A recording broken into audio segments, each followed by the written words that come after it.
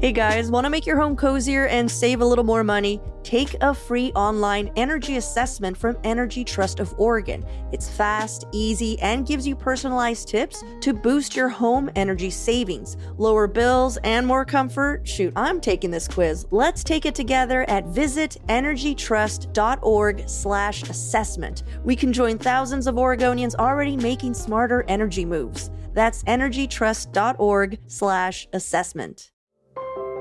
You can make a difference in someone's life, including your own, with a job in home care.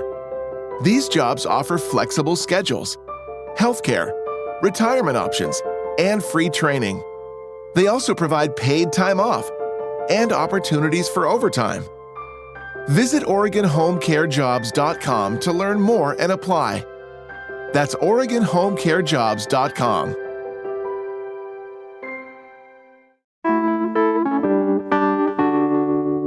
Oregon's psilocybin therapy industry has struggled since voters legalized it in 2020.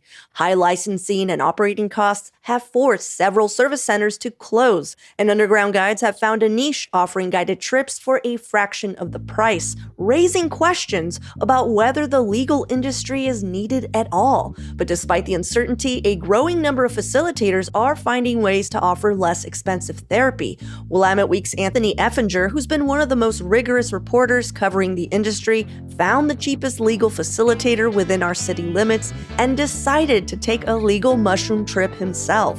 So today on CityCast Portland, I'm talking with Anthony about his own personal experience using the controversial therapy to address his own mental health challenges and what it taught him about Oregon's psilocybin industry. It's Tuesday, September 23rd. I'm Claudia Meza, and this is what Portland's talking about.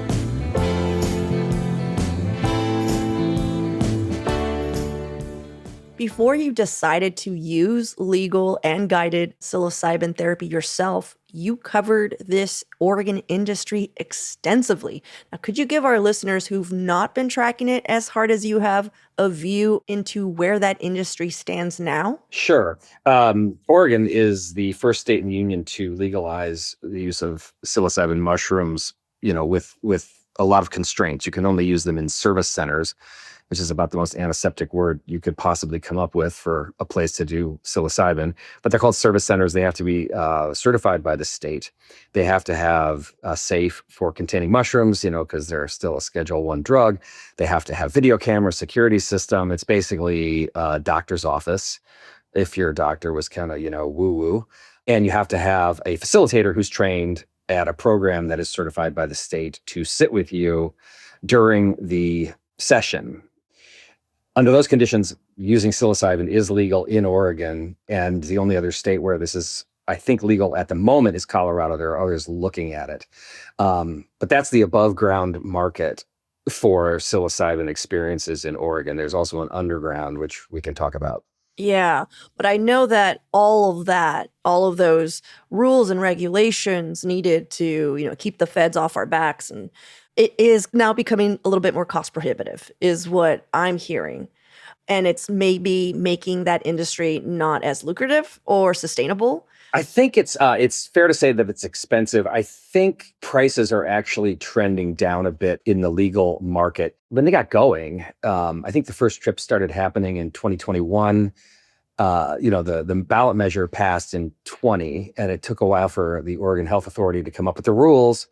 And they started, I believe it was 2021, when people started taking the first trips. And they were really expensive then, north of $2,000, $3,000, because there were all these costs to cover, right? Right. I feel like what we found in this story is there are a few people who have managed to push that cost curve down.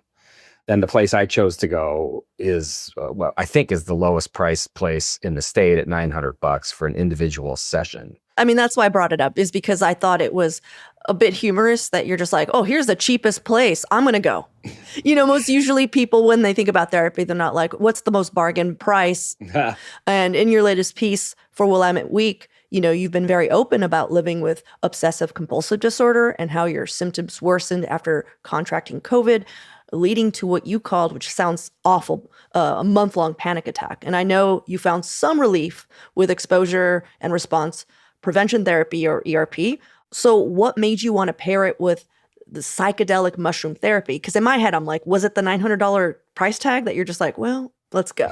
Or was this something that you're just like thinking about, you know? Yeah, it's mushrooms. Mushrooms have kind of been on my mind for a while. I have some experience with it. I think, like many of us, but never in a sort of a quote unquote therapeutic setting. And when I was in that kind of bad place, psilocybin came up as a possible remedy. There are some studies that indicate psilocybin could be helpful for OCD. I mean, there's nothing conclusive yet. I mean, if you read the literature, it's like psilocybin can help with everything. But some of that stuff's pie in the sky. Some's real. There are indications for OCD, and I was like, well, let's give this a shot. I was pretty much I'd kind of started to turn the corner on the darkness, as I called it, when I got around to psilocybin, and I did see it as sort of a capstone thing in my journey, and that's what it was. I mean, it definitely loosens things up and can kind of get the record to stop skipping. That's what a lot of people talk about when they talk about psilocybin, is the record is skipping. It's whether it's OCD, whether it's this or that, you need to get out of that groove. You're kind of stuck. Yeah, we all have these grooves in our brain, and when you fall into one, especially with OCD, it can be really bad. Right. Well, I want to talk to you a bit more about your actual experience going through this guided therapy, but let's take a quick break first.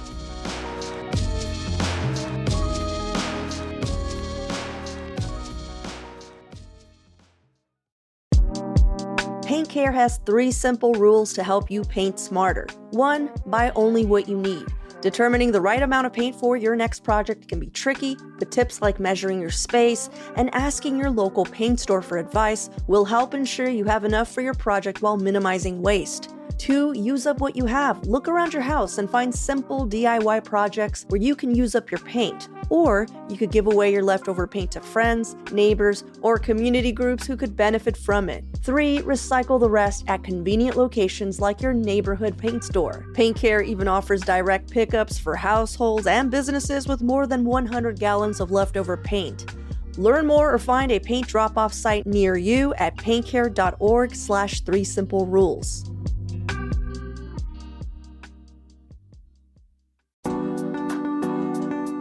If you've been thinking about replacing your old and drafty windows, Window Nation is having a flash sale right now that's running through September 30th, where they're taking 60% off all windows. And you can choose from over 1,500 styles and colors, and Window Nation uses windows made right here in Portland by Milgard that come with a lifetime warranty. Window Nation also has an A+ rating from the Better Business Bureau and over 45,000 5-star reviews. There's a reason Forbes recently ranked them highest on their list of best window installation companies. You can trust Window Nation for high-quality, affordable windows. And right now, you can also put 0 down, make 0 payments, and pay 0 interest for 2 years. That's right, you could pay nothing until 2027. Schedule a fast, free estimate now with Window Nation at windownation.com. That's windownation.com. License number OR 249065.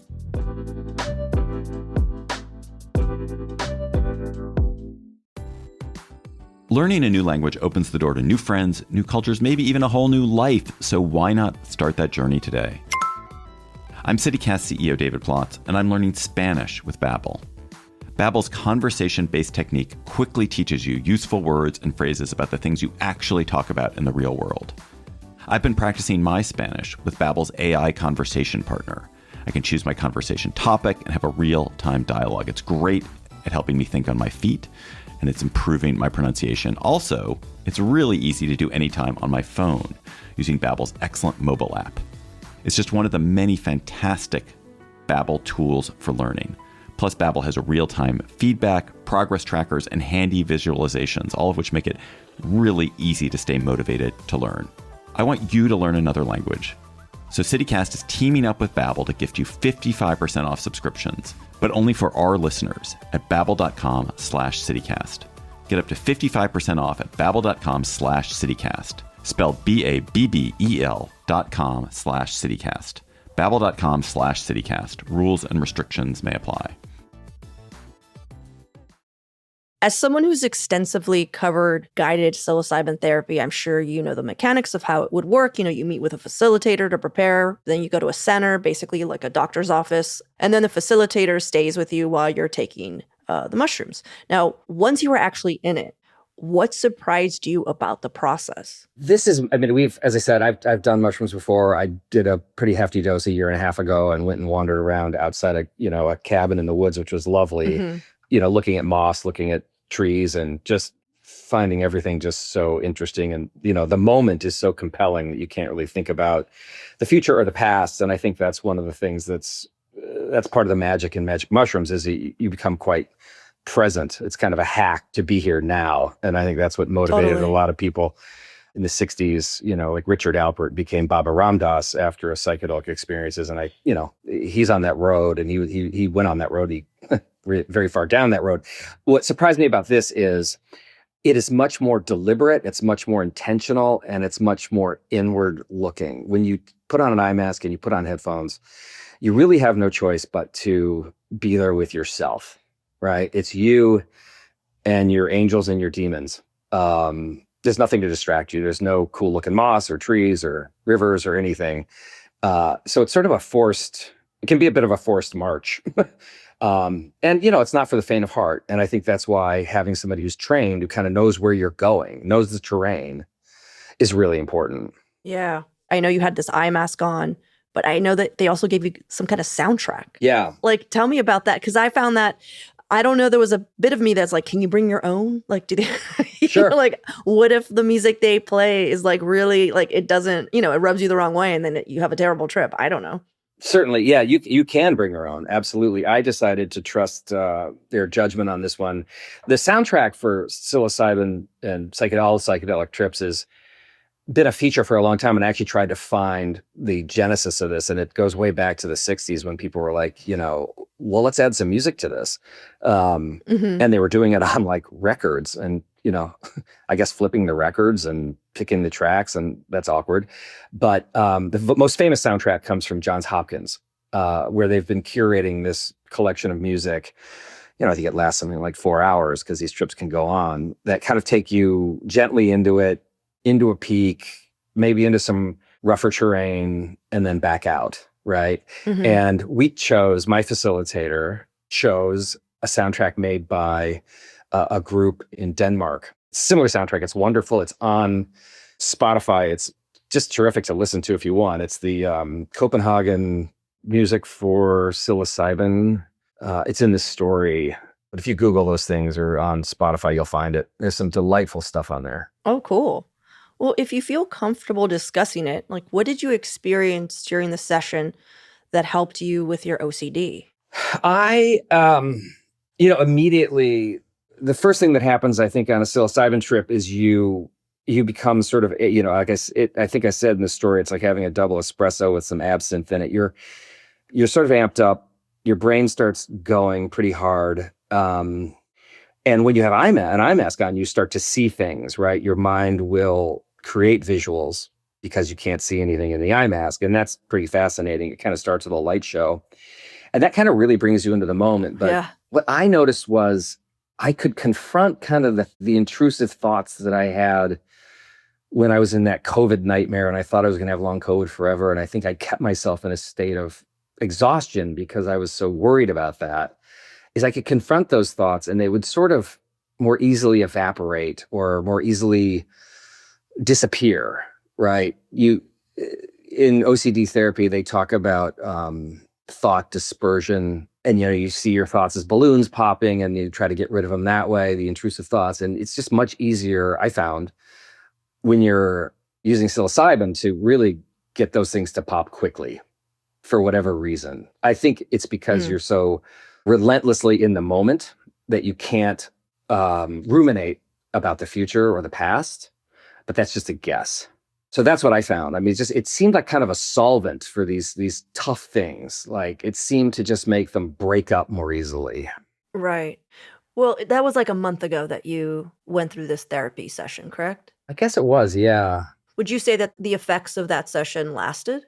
I would say so, yeah. I would say that I'm definitely, a little more at peace with my OCD and the intrusive thoughts that I have, I seem to be able to sort of move past them more quickly. Hmm. I don't want to, say this is a miracle drug or anything like that, but it definitely seemed to loosen something up. It seemed to, I don't know, get rid of some of the sclerotic, matter in my brain to sort of just let things kind of flow a little more and maybe make some different connections. And that's what they talk about happening. And I definitely feel that way. Yeah. We'll see how long it lasts. Yeah. The idea of it being like a synaptic restart is interesting. Yeah.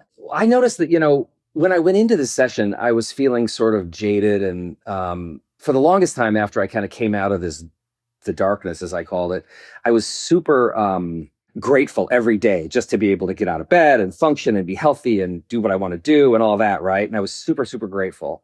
And gratitude is like the number one thing, to keep you healthy in life, I think.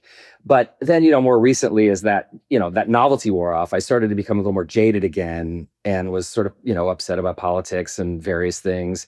And I went into the mushroom trip that way. And after the trip, I was like, wait a second, hold on. You need to still have gratitude.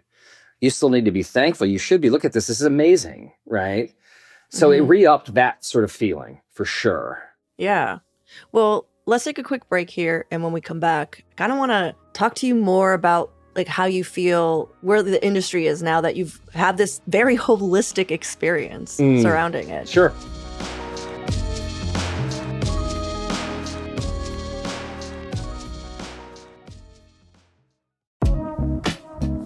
Okay, I have the next 60 seconds to convince you to go check out Doer Jeans. You can time me. Are we ready? Okay, go. Doer makes stylish, bike-friendly clothes that are designed to keep you cool, comfortable, and looking good. They're pioneers of blending technical innovation with everyday clothing without it looking like boring athletic wear. Like, even if these clothes weren't made with Coolmax, which is supposed to regulate your body temp and wick moisture, you would want to wear them. They gave me a pair of jeans to try out, and y'all, they look good. And they're not harnessing the full power of the sun and directing it straight to my legs like most other jeans do when it's sunny and above 70 degrees. And CityCast Portland listeners get 15% off their first order. You can either just mention the code CCPDX for your first in-store purchase or go online at shopdoer.com/CCPDX. That's shopduer.com/CCPDX. Time. What was that? 58 seconds?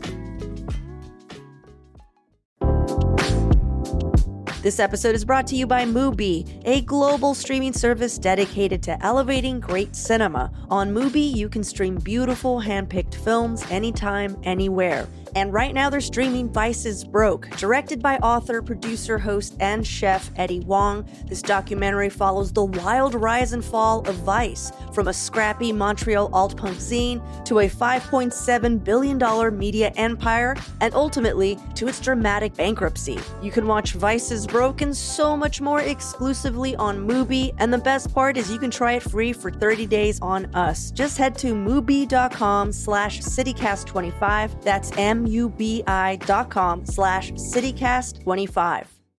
Well, you posed a question in your article concerning the prohibitive cost of Oregon's psilocybin therapy industry, but I believe you wrote something like, why do a legal trip when the underground is so much cheaper? And I know you weren't saying that about yourself. You were just saying this is what people are thinking, And after going through this legal and guided therapy session, how would you answer that question now?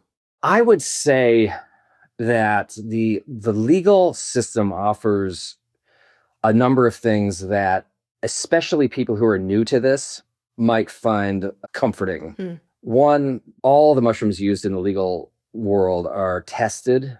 They're grown by certified growers, they're tested by certified testers, and they go out to the service centers. So you know what you're getting. I don't think that there's a huge problem in the underground with people getting mushrooms that are bad or dangerous or anything like that. I've never heard of anything like that. But there is that assurance that what you're getting is, what's advertised. And the other thing, I think there is a real advantage to knowing you're in a place where it is legal, you're not doing anything wrong, you're not taking any kind of legal risk at all when you're doing this rather profound thing, right? And I think that's one reason that a lot of the customers for the legal service centers in this state come from out of state, where they can't do it at all, say in Arkansas. They can't do it at all in, Montana, but they can come here. It's legal. They're cool. It's good. I mean, the guys at Space, they have clients who come from Malaysia and Australia to do this. And I think one of the reasons is that people are like, yeah, I want to do this in a legal setting where I don't have to worry about it, Wow, that's crazy. So I think those things are valuable. And I also think you just know you're getting a facilitator who's been approved, has the number of hours of training, kind of knows where you're going to be going. Yeah. Well, after everything you've seen, both in your own therapy and in covering the industry, like what lessons or advice would you offer to Oregon's psilocybin program to make it more effective and accessible? I think we should continue to. I mean, look, this thing was sold to Oregonians as a system that was going to pay for itself. Right. Service centers are going to pay $10,000 a year in fees. Facilitators are going to pay a fee. Manufacturers are going to pay a fee. And that has not happened because it has not generated the volume of fees that you need to pay for it. So the program has had to go back to the general fund, has had to go back to taxpayers to pay for itself. And that's not what they promised. But it's a pretty small program. It's not a lot of money. I think it's worth iterating and trying to make it better. They've made some changes that I think make it less cost prohibitive for a service center. Like you don't have to have a second facilitator on call during every trip anymore. That's a recent change that could make it less expensive. And it's also, this was the will of the people. I mean, this was a ballot measure, and Oregonians wanted this, so we kind of got to make it work. I think as long as they keep driving price down, keep an eye on some of the things that go wrong, which OHA does a really good job of. If you go look at their website, you'll see all the things that they have dinged people for. They're on this. They know what's going on out there.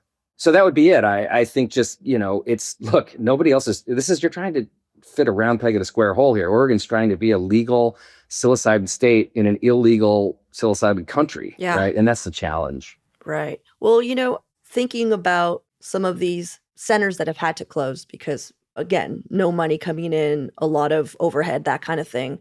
And now hearing that the program isn't even really paying for itself, do you think the industry has a legitimate, long-lasting future? Like, is it sustainable? Yeah, that's a great question. We need to keep seeing the numbers on the number of trips that people are guiding in the state. The numbers are encouraging in places like at Space, where I did it, and at Satya Therapeutics in Ashland. Their trip starts at $1,050. I think they've done some huge number already.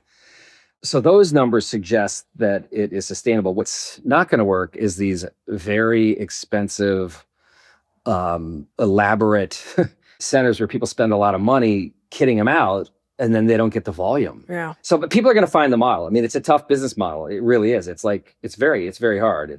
And a lot of these people got into psilocybin after the cannabis business fell apart, right? And that's for better or worse. I mean, they may have some experience with something that looked like a boom, but turned into a bust because, cannabis grows like a weed. Well, guess what? Mushrooms grow very easily too.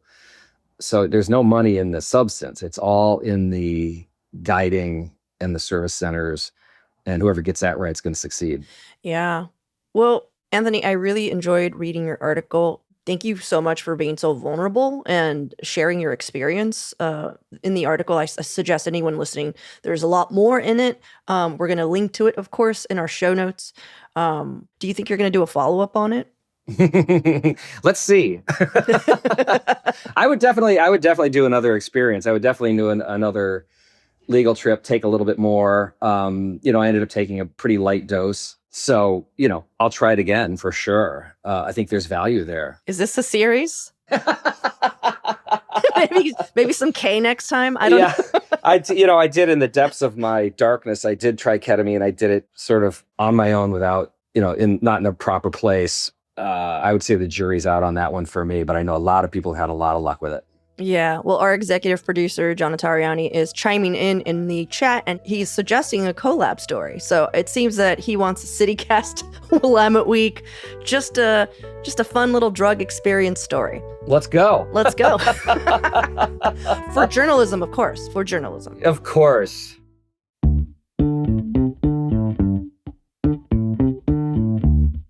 That's all for today here on CityCast Portland. Thank you so much for listening. If you enjoyed the show, share it with a friend or rate and leave us a good review. It really helps us out. And don't forget, you can support this show and get some great perks by becoming a CityCast neighbor. Just visit membership.citycast.fm for all the details. We'll be back tomorrow morning with more from around the city. Until then, see you with Slims.